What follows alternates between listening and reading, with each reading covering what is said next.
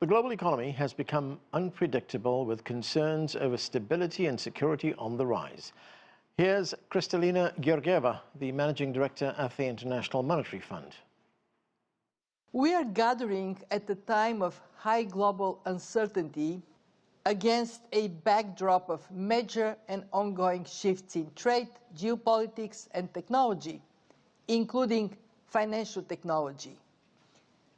Despite this uncertainty, global growth is holding up better than expected, yet it falls short of what is needed. Okay, to discuss this and more, let's bring in our guests. Joining us from Shanghai, Liang is Chair Professor of Economics at Willamette University. From New York, we're joined by Anthony Chan. He is the former Chief Economist at JPMorgan Chase & Company. And in Maryland, Otaviano Canuto is a Senior Fellow at the Policy Center for the New South and the former Vice President of the World Bank. Thanks, everyone, for being with us. Otaviano, we just heard there from the Managing Director of the IMF, Kristalina Georgieva, telling us that there is a high level of global uncertainty right now, but global growth is holding up better than expected. Still much to be done, but she ended that comment there on a positive note. Do you agree with that assessment? Yes, Sienna, it's a pleasure to be here again at the heat. The major economies, they kind of have settled into a plateau with a modest growth, right? With their interest rates converging to their neutral levels and fragmented sources of dynamism. That's the point. We have seen resilience of growth in the US, but it's very much narrow. It's anchored in AI-related investments, while at the same time, this coexists with a clear fatigue at the labor market and with a weak broad demand. So you have two tracks, and on average, the U.S. growth has been resilient, but extremely dependent on the investments made by AI-related activities. Also, it's important to highlight that the fact that the U.S. Treasury yields has declined, that reflects the fact that the markets are pricing some fragility, not exuberance, not the exceptionalism that we saw in terms of growth in previous years. Europe also faces its own unique malaise, including the fiscal divergence among the constituent countries, even though we have stabilization in Germany in parts of Southern Europe, but it's still, in some, it fits quite well in this idea of a modest growth picture that and also applies to Japan. Japan is doing a cautious normalization that has continued despite the yen volatility. But now everyone is waiting to see what's going to be the new prime minister's economic agenda. And in the case of emerging markets in general, the lower U.S. yields and slower global growth still offer opportunity, particularly for those emerging markets that have done the homework of establishing credible macro frameworks and fiscal anchors. And China has managed, of course, to remain close to the target of 5%, but it's not the same exuberant growth rate of the past, but it still is holding on. So all in all, indeed, that's the picture different from what we all feared at the beginning of the year. There has been a settling of growth into a more modest pattern. Okay, well, let's talk a little bit more about China. Liang, good to see you. China's GDP is expected to reach around $19.65 trillion. And the Chinese government, of course, just finished discussions on the 15th five-year plan. That'll emphasize high-quality development, ensure self-reliance in science and technology, and continue economic reforms. What are your expectations? Given that all economies are facing these headwinds, tariff headwinds for one, and the uncertainty that we heard about for another. Yeah, good to be with you, Anna, and the panelists. Well, I think, again, from China's most recent data, it has been growing at a very steady and solid manner. The first 3 quarters have seen the real GDP growth rate at 5.2%. And with this expansion of output, you're seeing also upgrading of the industrial production, right? Industrial production increased by 6.2%. But when you look at the high-tech production, those are growing at a much faster rate when it comes to investment and production. And when it comes to the external pressure, right, this trade war, tariff war, China is also wading through it very well, even though export to the United States has gone down by 27% in the first 9 months. Its export to other regions have gone up, so that it actually offset the decline, in the exports to the United States, with the overall export in goods increased by 7.1% in the first 9 months. So overall, I think in the short term, we're seeing, robust growth in China's economy, despite the fact that, the real estate remain to be a drag, right? The investment in real estate sector declined by 13.7%. And so I think, more can be done to stabilize the real estate market, which would not only boost consumer sentiment, but also help to boost, fixed asset investments. Now, going forward, I think you mentioned the 15th five-year plan, and it's very clear China is going to continue to, innovate, continue to promote technological development, but more importantly, to really use these new technologies and integrate them and apply them to the traditional industries to upgrade, the traditional industries. That we know that the new emerging industries now account for about 18% of Chinese GDP. So the great majority of the economy still are driven by the traditional industries. So that's why it's so important to apply these new technologies, AI, for instance, digitalization and green economy, to really boost the rest of the traditional industries. And so that would really help China to, continue to grow. And lastly, I think the five-year plan also really emphasized on inclusive growth, help to lift people's living standards and to boost domestic consumption demand and investment demand. So overall, I think, this blueprint seems to be really on the right track and will help to really, point China, right, to a continuously positive direction. Anthony Chen, what are your thoughts on those comments that Otaviano Canuto made just a moment ago, that the United States economy is showing a fair degree of resilience, although most of the investment seems to be going in one sector, that's in artificial intelligence, and treasuries are showing some level of fragility as well?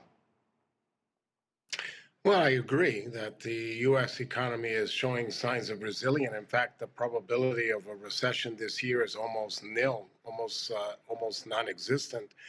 But there are some headwinds that are coming forward.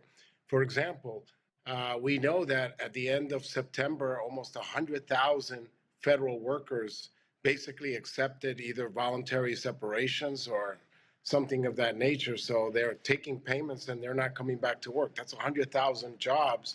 And remember that those jobs, they're multiplier effects, so that when you lose one federal job, you may lose 2 to 3 other jobs in the overall economy. I also expect that by the end of the year, that number could jump from 100,000 to as much as 200 to 250,000 in total of federal workers that we will end up losing. We also know that net immigration is slowing down. We were seeing immigration as much as 1 million per year. That number is going to shrink dramatically. So guess what? The labor force coming down. That means that there is going to be less production. And yes, AI is helping out and maybe even likely to boost some productivity, but it's not going to make up over the near term that much. We know that, in fact, growth is going to slow down in the fourth quarter to below 1%. We know that in the third quarter, probably numbers with a 3% handle, and we growth stronger than that in the second quarter. But things are slowing down, but the economy still remains resilient. And one other quick point, Anthony, one other development. President Xi Jinping and President Trump met in South Korea. That was just a week ago. There was no comprehensive trade deal, but there was a sort of a truce. Tariffs were lowered. China agreed to suspend planned restrictions on rare earth exports and also agreed to resume purchases of United States agricultural produce, mainly soybeans. Did that have something of a calming effect on the markets? There's no doubt that it did, because if we would have had tariffs on if we had a tariffs of 100% or even 155%, that would have been essentially a trade embargo. Yeah. The two largest economies in the world not trading, that would have been disastrous for the global economy, and certainly not very good, disastrous for both the U.S. and China. So I don't think it's a permanent solution, but it was a sort of a trade detente that took place, and that's encouraging because it'll last, or I hope, for a whole year. But again, in an environment where the president of the United States keeps changing his mind, it's not clear to me that the whole year, but at least it's a step in the right direction. Okay, Otaviano, I mean, some tariffs were lowered, but for most of the world, these protectionist barriers remain in place, these barriers that the United States has put up, and this is especially hard on developing countries. Here's what the United Nations Secretary General Antonio Guterres had to say. Let's listen. Trade barriers are rising, with some least developed countries facing extortionate tariffs of 40%, despite representing barely 1% of global trade flows. Maybe protectionism might be, in some situations, inevitable, but at least it should be rational. So, Otaviano, what is the outlook for developing countries if these tariffs remain in place? Well, definitely negative impact. This is still an evolving dynamics. In Malaysia, we had the meeting between, for instance, President Lula and President Trump. And a negotiation is underway that will probably lead, that's my take, my guess, the elimination of the extraordinary 40% tariffs that over the basic 10% reciprocal tariff that was applied to Brazil in April 2nd. The symphony, there'll probably be some sort of agreement in the next few days, where probably there will be promise from Brazil to facilitate the access by the U.S. to rare earth in Brazil and things like those. So it's still an ongoing process, but the signal is negative. Even if it was not as negative as we expected in the case of the United States itself, but definitely the impact has been negative, both on GDP of developing countries, but also the soft power by the U.S. If I may, Anand, just complement something quite Yan defined quite well the recommendations for the 15th five-year plan. I would like to highlight the fact that there is an acknowledgement of the need to deal with the domestic supply-demand imbalance. This is something extremely important, particularly for me personally, as in 2011, I was in charge of representing the World Bank in a ceremony with President Hu Jintao at the Hall of People, where we discussed, and President Hu Jintao agreed with what the World Bank said at the time on the need to rebalance China's growth towards higher dependence on domestic demand. Okay, and, let me. So it's important. Let me get Yang. It's important that we have this.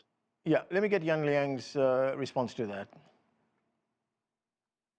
Well, I think this overall comment about, boosting domestic demand is the right one. However, I think, this emphasis on somehow China has, had this sort of overcapacity problem, I think that is quite overblown.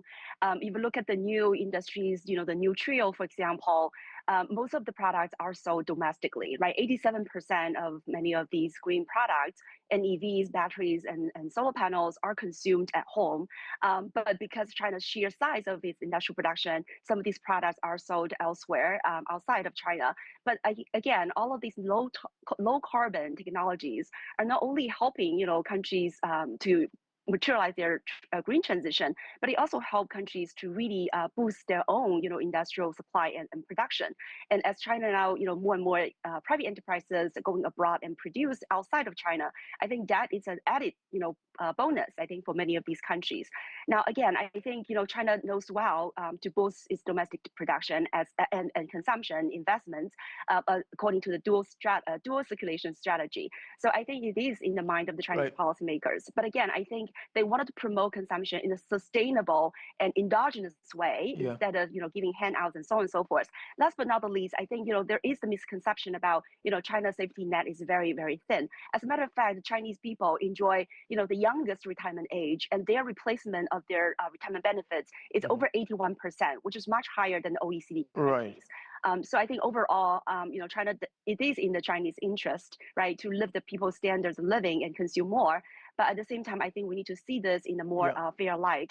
And last point is actually when you look at the industrial, utilization, right, the capacity utilization, it has been going up from 74.1, 74 in the first 2 quarters to now 74.6, and industrial profits have been rising by 3.2% in the first 9 months. So overall, I think China is on the right direction. Yeah, Anthony Chan, there's a UN report out which says that global public debt reached 102 trillion in 2024, with developing countries owing 31 trillion and paying $921 billion, that is, in interest. Here is Rebecca Greenspan, the Secretary General of UNCTAD. Let's listen to what she had to say.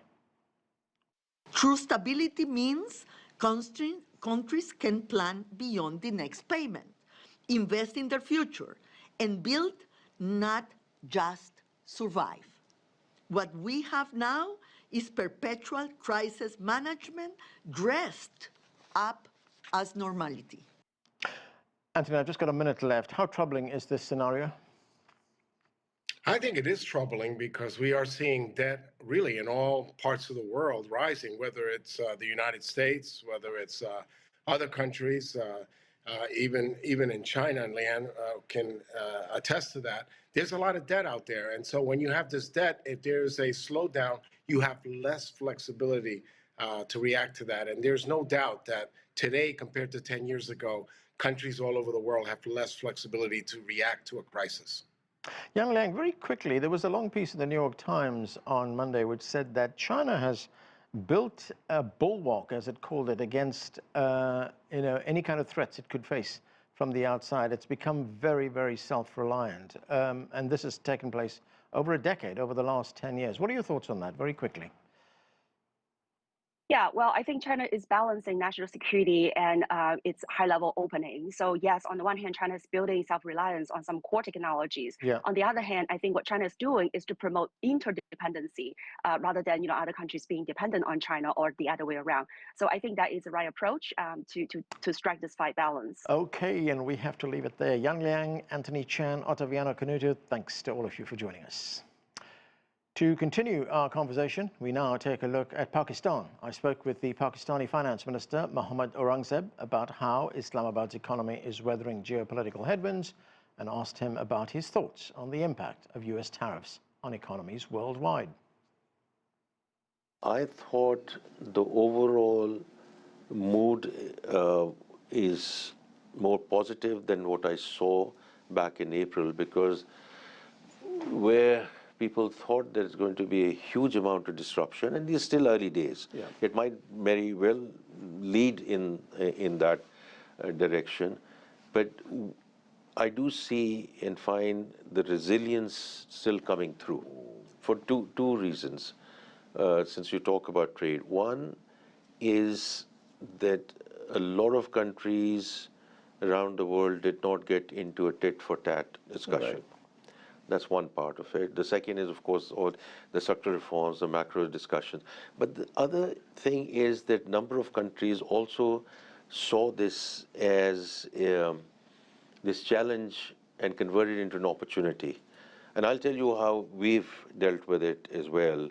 That, for example, we have really now stepped up our engagement with the Central Asian republics. Previously we had, our major trading partners, US, Europe, China, and that has allowed us to think through diversification. What we can do with Azerbaijan or Uzbekistan or Tajikistan, Kazakhstan, etc. And early days, but and I'm not saying Pakistan is the only one, but a number of other people have seen whether these south-south corridors can open up. And we have certainly looked into that and moving in that direction. The current status of Pakistan's economy. The World Bank prediction for growth for the 25-26 financial year is 2.6%. Now, it's been a little over a year since the IMF approved that $7 billion loan to help stabilize the country's economy. The IMF also recently conducted a review. So what can you tell us about efforts to restore the economy, and what are the main challenges you're facing? Yeah, so, since the time we, I think, last met, we have consolidated gains on the macroeconomic stability front. So with respect to the fiscal side, the current side, stable currency, our FX reserves, which are now up to 2.5 months of import cover. Inflation continues to be a good story, which is now in single digit. Policy rate has been halved. And as a result of that, what we have seen during the course of this year is all global rating agencies upgrading us during the course of this year. Started with Fitch, and then S&P, and then 2 months back, Moody's upgraded us. So it's after a hiatus of 2.5, 3 years that we have alignment between the rating agencies. The second one is related to your question. IMF was on ground in Islamabad for 2 weeks of review mission. And this is the second review under the extended program to review our progress in terms of compliance, in terms of the quantitative benchmarks and the structural benchmarks. And we are very grateful that the management of the fund continues to repose trust and confidence in the authorities in Pakistan in terms of staying the course, especially with respect to the structural reforms. And we continue. I mean, we have talked about it previously. It was taxation, energy, SOEs, privatization agenda, public finance. So we have made very good progress on all fronts. Privatization was one area where we didn't do too well. But during this fiscal year, which started on July 1, finished in June 30th, actually we had the first asset. It's a small bank, but it has been on the privatization list for a long time. And it's a conglomerate out of UAE, which has come in with a successful bid. So it's going to be handed over, and they're going to invest further in terms of increasing its footprint, taking it digital, etc. And then our national airline, we are very sanguine that before the year is out, that's going to be privatized as well. Now, as a result of all of these developments, we have been able to return to the commercial markets. So we tapped the Middle Eastern bank borrowing again after a gap of about 2.5 years. It had a sweet sour ratio because half of it was guaranteed by ADB, and the rest of it, the Middle Eastern banks took direct sovereign exposure. And we are also now looking forward to actually printing the inaugural Panda bond before the year is out. Now, the Prime Minister, Shehbaz Sharif, he traveled to Beijing in September. He held a meeting with President Xi as well.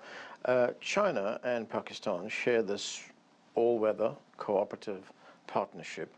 Economically, for Pakistan, what has this relationship done for you? Yeah, so as you said, it's long-standing, ironclad partnership. It has been there, will always be there. I had the privilege of joining Prime Minister when we met President Xi and Premier Li, and that was then followed by, as you are aware, with the JCC, and that's when CPEC Phase 2.0 was formally launched.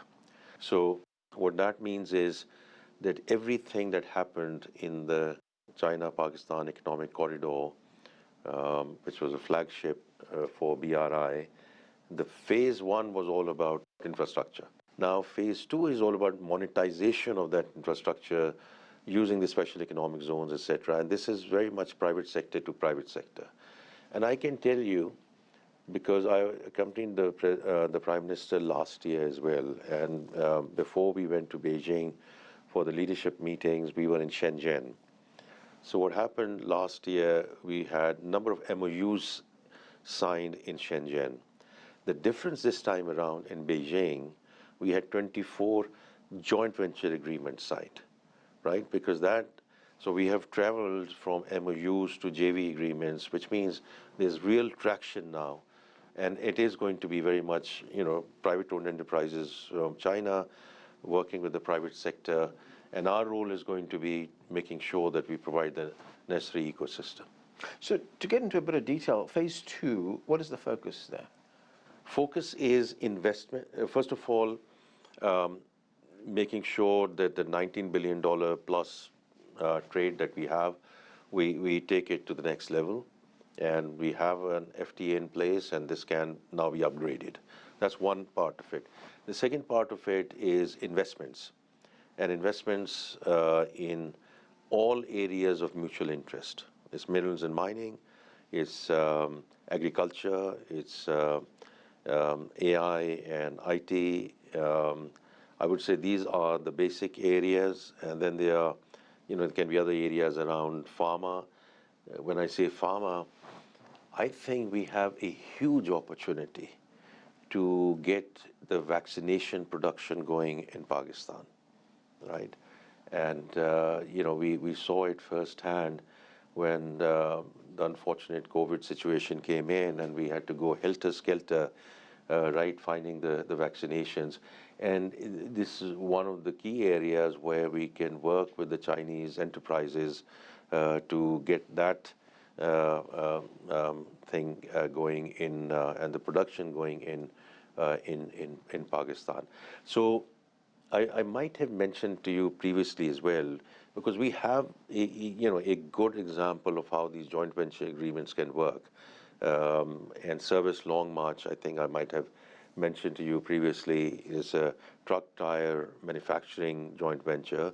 Service is a large conglomerate in Pakistan, Long March from China, and about 80% of that product is now being exported. And they might be the first JV actually being listed on the Hong Kong Stock Exchange. What we need to do is to really use all these JVs to scale this up. And 2.0 is all about that. Pakistan Finance Minister Mohammad Aurangzeb. And that's it for this edition of The Heat. I'm Anand Naidu in Washington.